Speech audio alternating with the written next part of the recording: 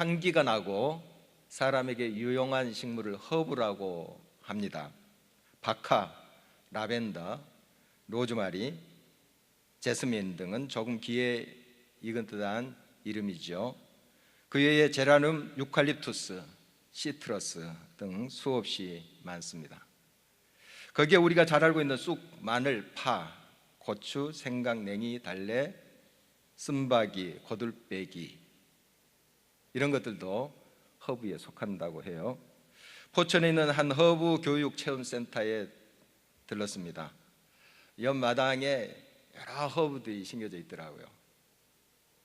그 센터의 대표가 일일이 하나하나씩 설명을 해줬습니다. 또 잎을 만져보라, 또 비벼보라 해서 냄새도 맡기도 하고 했습니다. 아주 친절하게 저희들이 설명을 해 주셨는데요. 그 중에 하나가 캐모마일이라는 게 있습니다. 땅의 사과라는 별명이 있대요. 진짜 비벼서 이렇게 냄새를 맡았더니 사과 냄새가 나더라고요. 향기만 좋은 것이 아니라 이것이 이제 심겨진 그 주변의 여러 식물들을 이렇게 살려낸다고 그래요. 그러니까 그 캐모마일이 있는 그곳 주위의 식물들은 병충해를 입지 않는데요. 그리고 또 이게 죽어가는 것도 그 옆에 이제 심기면 또 살아나고 뭐 이렇게 설명을 했습니다. 그리고 또 다른 애칭이 있는데 이 캐모마일은 식물의 의사라고 그렇게 한다고 합니다. 그러니까 살려내고 이제 고치고 한다는 의미에서 그렇게 애칭을 붙인 것 같습니다. 그래서 그 대표가 의사를 설명할 때 이제 살려내는 사람, 살리는 사람, 마치 그것처럼 이 캐모마일은 살리는 역할을 한다 이런 표현을 했어요. 제가 그 전에 미리 오늘 설교 제목을 살리는 사람으로 정했어요. 하고 계속 묵상하고 있는데 그분이 살리는 사람 똑같이 그렇게 표현을 해서 아주 신기하게 느껴졌습니다. 그리고 제가 이제 그런 말 들었더니 그 대표도 아주 좋아했습니다.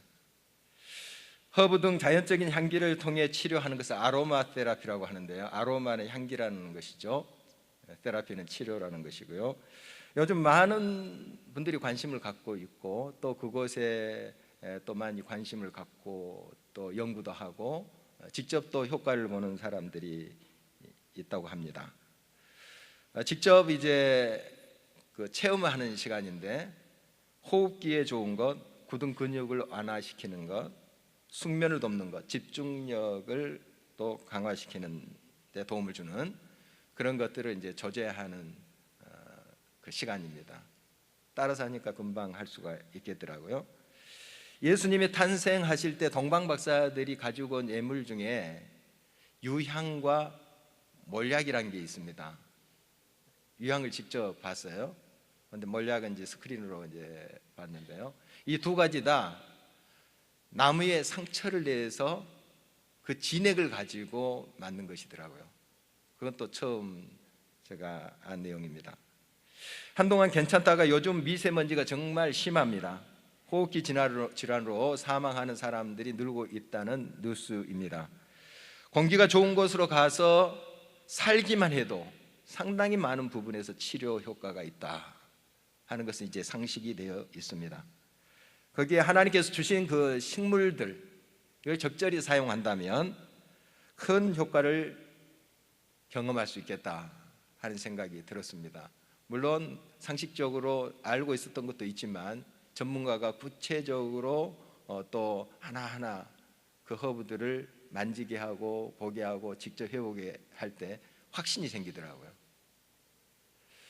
정말 하나님께서 지으신 세계가 오묘하구나 하는 것을 다시 한번 느낄 수 있었습니다. 그런 의미에서 허브는 우리를 살리는 식물이라고 할 수 있습니다. 물론 다른 식물도 고치고 살리는 역할도 하지만 사람을 살리는 그런 식물이다. 반대로 독초같이 우리를 또 죽이는 그런 식물도 있는 건 사실이죠. 사람도 그렇습니다. 죽이는 사람이 있는가 하면 살리는 사람이 있습니다. 죽이는 사람의 마음에는 독이 나오지만 살리는 사람의 삶에서는 생명의 향기가 나죠. 때는 유다의 마지막 왕 시드기야 시대입니다. 유다는 바벨론 침공으로 풍전등화의 위기 상황에 있게 됩니다. 이 에레미야 선지자가 계속 외치는 말씀이 있습니다. 그동안 하나님께로 돌아오라 해도 돌아오지 않는 유다 백성들, 이제 하나님이 징계하신다. 이것은 결정이 돼 있어요. 많은 기회를 줬지만 결국 완악하게 듣지 아니함으로 하나님께서 바벨론을 들어서 반드시 친다. 그리고 포로로 유다 백성들을 끌고 간다. 이 선언을 계속 하는 거예요.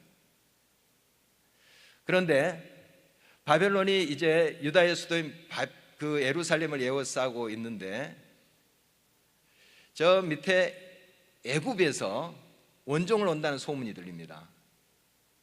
애굽도 큰 나라입니다. 그래서 바벨론이 퇴각을 하게 돼요. 또 이 자기들이 예루살렘을 에워싸면서 많이 지치지 않았습니까? 그런데 엄청난 군대가 올라온다는 소식이 들리니까 퇴각하는데, 이 왕이나 그 예루살렘에 있는 고관들 또 종교적 지도자들은 봐라, 에레미야, 너의 예언이 틀렸지 않냐? 지금 바벨론 물러가지 않냐? 퇴각하지 않냐? 이런 생각을 했을 것 같습니다.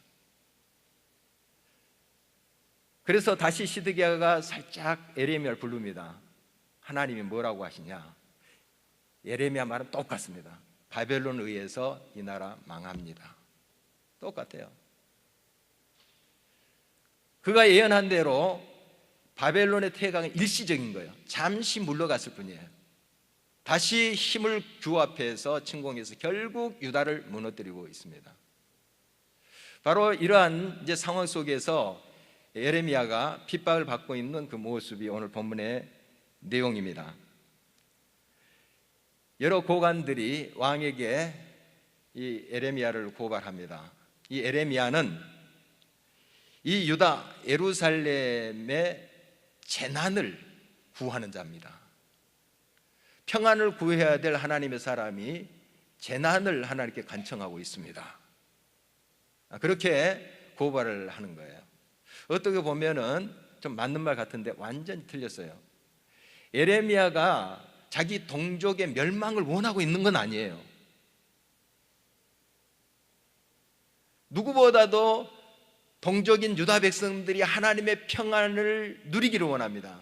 그러나 선제 조건이 있죠. 하나님과 관계 회복을 통해서 참된 평안을 누리기를 원하고 있는 그 마음이 에레미야 마음이에요. 그러나 그 당시에 거짓 선지자도 있습니다. 왕이 듣고 싶은 말만 골라서 하는 사람들이 있었어요.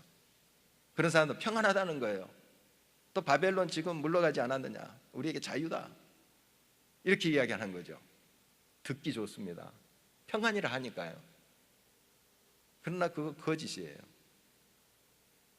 하나님의 뜻은 바벨론에 의해서 하나님의 백성 유다가 징계를 받고 회개하고 하나님과 관계를 개선한 다음에 그들이 참된 복의 통로, 생명의 그릇이 되기를 원한 거죠. 그걸 하나님께서 바라고 기다리고 계신 거예요. 그래서 이 고관들이 그 에레미야를 고발합니다. 죽이십시오. 이 사람 죽이십시오. 자꾸 재난을 선포하고 합니다. 물론 하나님의 말씀을 그대로 선포했어요. 재난의 내용이에요. 그러나 그것을 구하지는 않았어요. 재난이 내렸으면 좋겠다, 저 완악한 백성들 그냥 멸망했으면 좋겠다, 그런 마음으로 선포한 것이 아니죠. 하나님이 이 땅에 재난이 있다 하는 것을 그대로 전달했을 뿐이에요. 그걸 꼬아서 고관들이 에레미야가 재난을 구했다, 평안을 구하지 않고, 이런 식으로 고발하는 거죠. 들고 일어나는 거죠. 그래서 왕이 시드기야라는 사람인데 너희들 마음대로 해라 하면서 에레미야를 내주고 있는 거예요. 이 시드기야 왕 보면 우유부단한 사람입니다. 그의 형 여호야김 왕은 악랄한 사람이에요. 강한 사람입니다. 그런데 시드기야는 일면 하나님의 말씀 들려고 해요. 그래서 몰래 에레미야를 부려서 하나님 말씀 뭐라고 하든 이렇게 묻고 때로는 웅덩이에서 사람 보내서 건져내주기도 해요. 이런 걸 보면 마음이 아주 강팍한 사람 아니에요. 그러나 지금 고관들이 막 들고 일어나니까 거기에 휩쓸리는 거예요. 왔다 갔다 하는 거예요. 그런 사람이 시드기야 왕, 이 유다의 마지막 왕입니다. 그래서 이 지도자들이 막 일어나니까 에레미야를 그 사람들의 손에 그냥 넘겨준 거예요. 이 말씀 묵상하면서 빌라도가 생각나더라고요. 예수님이 죄 없으시다는 것을 빌라도는 알고 있었습니다. 아무리 캐고 신문해도 죄가 나오지를 않는 거죠. 그가 예수님을 메시아라고 인정은 하지 않더라도 의인이다, 정말 죄가 없다 하는 것은 인정할 수 있었어요. 그럼에도 불구하고 백성들이 십자가에 못 박으라, 십자가에 못 박으라 일어나니까요, 밀란이 일어날까 봐 비겁하게 예수님을 내주지 않아요. 시드기야가 그런 모습이에요. 에레미야를 그대로 내줍니다. 죽음에 처하게 되는 에레미야 모습입니다. 이 지도자들, 거기에 종교 지도자들도 있겠죠. 정말 이런 사람들이 에레미야를 잡아다가 구덩이에 던졌는데요, 그 구덩이의 밑은 진창이에요. 한번 상상을 해 보시기 바랍니다. 이 진창, 진흙이 물과 버무려진 진창이에요. 그런 것에 지금 빠져 있는 겁니다. 이게 누울 수 없어요. 마음껏 누울 수 없습니다. 거기서 쉬면 되지 안 돼요. 진흙이 다 얼굴 덮어버리기 때문에 앉아서 있어야 돼요. 아니면 서서 있어야 돼요. 그런 것이 이 진창이에요. 이 구덩이라고 하는 본문에 나오는 그 장소예요. 거기에 화장실이 있겠어요? 불결합니다. 비위생적이에요. 악취가 풍기는 곳입니다. 아주 험한 곳이에요. 그리고 서늘한 곳입니다. 물론 그 동네 날씨가 좀 낮에는 뜨거워요. 그러나 저녁이 되면 정말 추위가 오는 곳입니다. 아까 우리 영상으로 봤던 인도네시아도 보통 아침에 25도, 한참 더울 때 또 40도를 육박합니다. 보통 평균 37도에서 35도 사이. 우리나라 지난번 여름을 생각하시면 돼요. 그런 이제 후덥지근하거나 그런 날씨, 그런 환경인데요, 15도로 떨어질 때가 있답니다. 비가 온 다음에 15도 떨어지면 사람이 저체온증으로 죽는데요. 우리 15도면 선선하고 참 살기 좋은 그런 환경 아닙니까? 그런데 그 사람들에게서는 15도 저체온증 걸려서 죽는데요. 여러분, 이 지역에 밤은 굉장히 추위를 느낄 수 있는 그런 환경이에요. 그 웅덩이에서 떨고 있는 예레미야 모습 보십시오. 그리고 지금 바벨론이 오랫동안 에워싸고 있었기 때문에 예루살렘 성중에 양식이 떨어져 가고 있어요. 일반 사람들도 제대로 먹지 못하는 상황이에요. 누가 저 구덩이에 빠진 예레미야를 챙겨줄 수 있겠어요? 자기들도 먹기가 곤란한데 거기서 굶어 죽으라는 거예요. 추위에 떨면서, 공포 속에서 거기서 죽음을 기다리게 하는 이 고관들의 모습을 보게 됩니다. 바로 이런 상황 속에서 한 사람 등장합니다. 에벤멜렉이라는 사람인데요, 이 사람이 바로 살리는 사람입니다. 이 사람의 출신은 구스입니다. 구스는 지금의 에티오피아쯤 되는데 넷이라고 되어 있습니다. 궁중의 넷이 황관, 그리고 피부색도 다르고 인종도 달라요. 아마 전쟁에서 포로로 잡혀왔다가 내시가 된 사람이 아닌, 그렇게 추정을 하고 있습니다만 어떻든 이방인이죠. 그러나 유다 왕궁에 지금 내시의 역할을 감당하고 있는 사람입니다. 이 사람이 나서요. 그 당시에 하나님을 신실히 섬기고 하나님 믿고자 했던 제사장들이 없었겠습니까? 또 왕부터 고관들은 다 예루살렘 성전에 가서 예배 드렸습니다. 제사 드렸어요.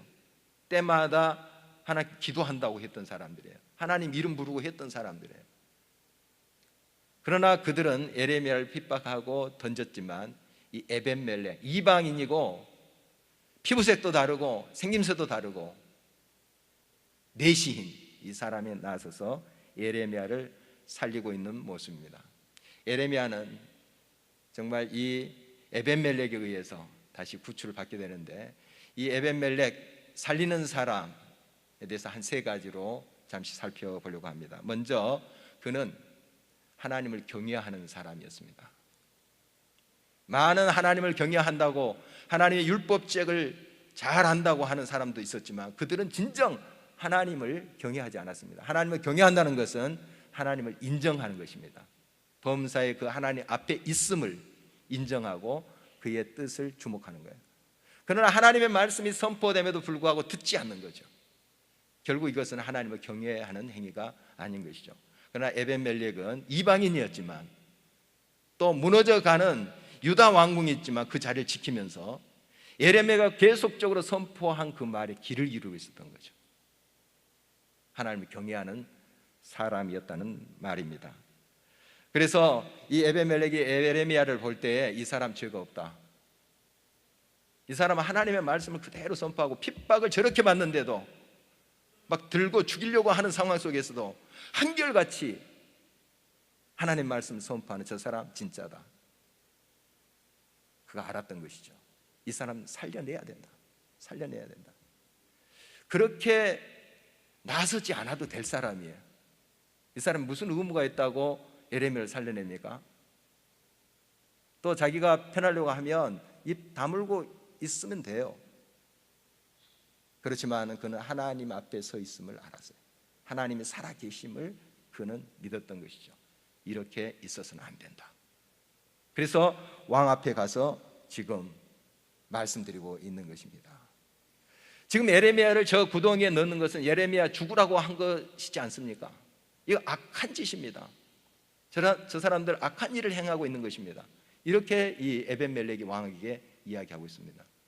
여러분, 이렇게 이야기하는 것은 목숨 건 거예요. 지금 민심이 흉흉합니다. 나라가 무너져 가고 있어요. 그러나 고관들은 예루살렘 이 성전만큼 무너지지 않는다 하는 헛된 신앙이 있었습니다. 그러나 그들은 그 깊은 곳에 불안과 두려움에 떨고 있는 상황이에요. 누구 하나 신경 건드리면 처단해버리는 그런 흉악한 상황이에요. 에벤멜렉이 이렇게 말한 것은 위험한 일입니다. 그에게 있어서 생명을 건 거예요. 그러나 그는 하나님을 경외함으로 하나님께서 바라는 그 뜻에 나아가고 있는 것을 보게 됩니다.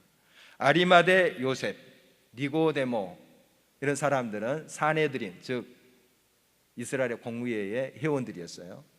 요즘 말하면 뭐 국회의원, 국무위원 좀 되죠. 물론 로마의 통치 시대니까 거기에 통제를 받고 있었습니다만은 굉장히 유대 사회에서 힘이 있는 사람들이죠. 그들이 적극적으로 예수님을 구출하기 위해서 칼을 든 것은 아니에요.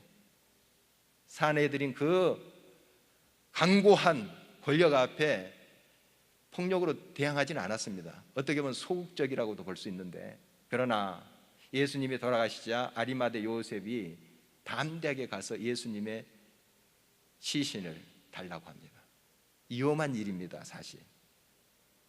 그러나 가서 예수님의 시신을 거두고 그것을 장사 지내는 모습을 봅니다. 니고데모, 한때 예수님이 사역하실 때 밤에 몰래 왔던 사람, 그 사람도 예수님의 시신을 위해서 향품을 가지고 와요. 그래서 장사를 치르는 장면이 성경에 기록되어 있습니다. 정말 이런 사람들이 곳곳에 있습니다. 하나님을 경외하고 하나님 앞에 행하고 하나님의 뜻이 무엇인가를 분별하고 고민하며 몸부림치는 사람들이 지금도 있다는 사실을 우리가 기억할 수 있어야 되겠습니다. 에벤멜렉은 정의로운 사람입니다. 예루살렘 성중에 이제 떡이 없어서 많은 사람들이 굶어 죽는데 누가 이 에레미야 신경 씁니까? 그러나 에벤멜렉이 그 구덩이에 마음을 두고 있었어요. 아니, 정확하게 말하면 구덩이에 빠진 에레미야에게 마음이 있었던 것이죠. 저 사람 의로운 사람이다. 저 사람 저렇게 고통당해서는 안 된다, 저렇게 죽어가서는 안 된다, 이건 큰 죄악이다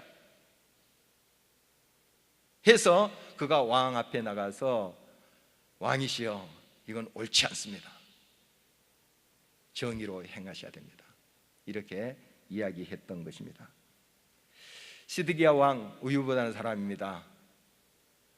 들고 일어났던 고관들의 입맛에 맞추기 위해서 에렘을 내줬지만 또 에벤멜렉이 하는 말이 맞아요.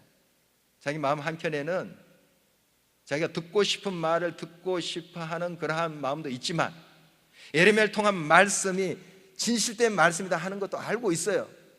그래서 이 에레미야를 건지도록 허락을 합니다.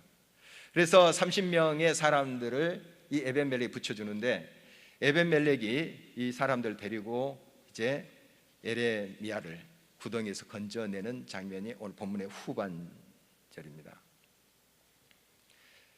에레미야가 지금 많은 날 동안 먹지도 못하고 몸이 쇠약해질 대로 쇠약해져 있는 상태예요.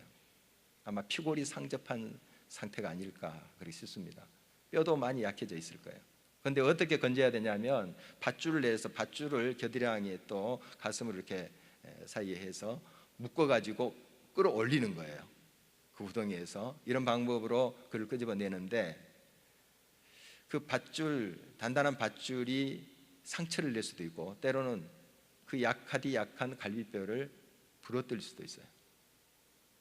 그래서 이 에벤멜렉이 왕궁 곡관의 그 밑에 있는 방에 들어가서 헌 것과 낡은 옷을 취합니다.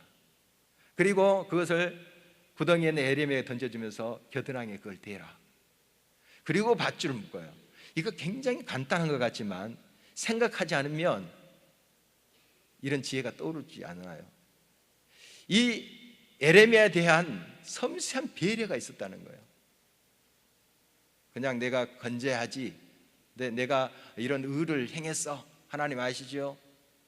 그게 아니고요, 그 사람 에레미야에게 꼭 맞는 것을 제공했다는 거예요. 섬세하게 배려를 한 그의 마음을 우리가 알 수 있습니다. 이것이 사랑이죠. 바로 이것으로 에레미야를 살리고 있는 모습을 보게 됩니다.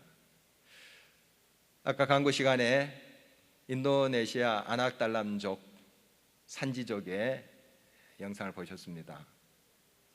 애들이 아직 옷을 입지 않는 애들도 있고 그런 이제 모습이고요. 천막 대충 쳐놓고 지금 살고 있어요. 그래서 중국인 인도네시아 이제 교회가 그 땅 사줬다는 이야기 지난번에 했습니다. 그 땅을 사주고 이제 우물도 지금 파놨어요. 파놓고 그리고 염소 키우는 법, 또 여러 농사 짓는 법, 이런 것들 이제 가르치고 얘들 모아서 또 글도 가르치고, 물론 성경 말씀도 가르칩니다. 이 종족은 정령 숭배자들인데요, 이들은 무슬림이 아닙니다. 그래서 마음껏 복음을 증거할 수 있어요. 그리고 그들이 난민이 돼서 민가로 들어오면 사회 문제가 커져요. 그래서 나라에서도 교회가 그런 역할을 해주기를 바라요. 그들이 자립할 수 있도록, 정착할 수 있도록 해준 걸 권장해요. 그러니까 얼마나 좋습니까? 저런 아낙달람 조기에 가서 복음을 마음껏 증거한다는 게 얼마나 좋은 기회예요. 그래서 저 종족에 가서 지금 이규대 선교사님이 이제 사역하고 있는 그 신학교에서 한 9군데 지금 사역을 하고 있습니다. 아까 사진으로 본 곳은 이제 한 곳은 집까지 지어진 그러한 정착된 마을이고, 한 곳은 지금 시작하는 교회예요. 하나님의 사람들이 그곳에 가서 살리는 역할을 해요. 그들의 의식을 깨우고 신앙을 깨우고 해서 그들이 살아나는 모습을 현장에 볼 수 있었어요.